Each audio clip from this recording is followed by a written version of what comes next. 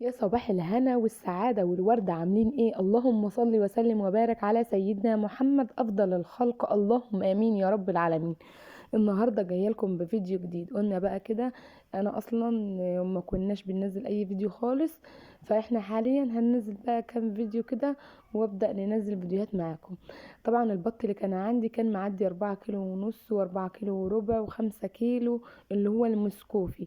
انما اللي هو المرر كانت 4 و4 وربع، 4 برضو ونص، اللي هو الدكرة، اللي هو المرر. انما بالنسبة للبط اللي هو المسكوفي، الدكرة كانت معدية 5 كيلو و5 كيلو.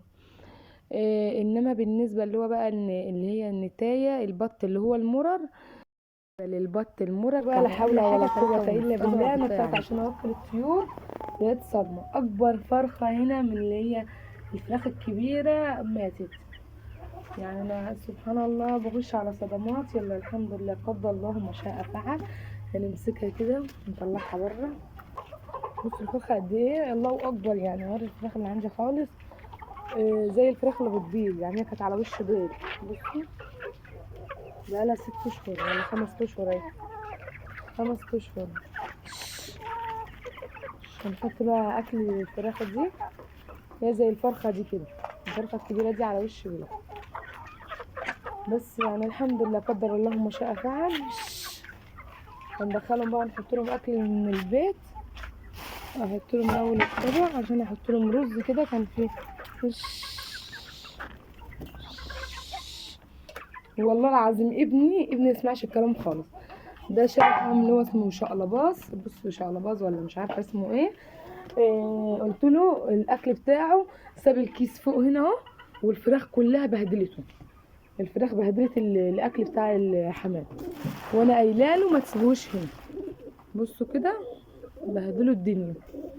هنحط لهم بقى شويه رز هنا كده ياكلوا. ده الحمام اللي هو الشقلباز. شاير اللي هو الجوز اللي هو الابيض ده والاسود.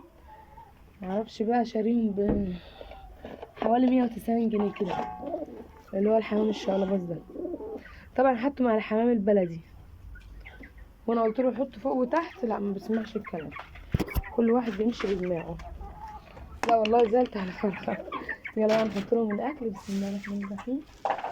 بسم الله الرحمن الرحيم. حطيت لهم بقى رز كده وكان في اكل من البيت كده حطيته لهم. هنسيبهم بقى ياكلوا. بصوا هما بيطلعوا ويخشوا لوحديهم، يعني المكان ده يطلعوا ويخشوا لوحديهم.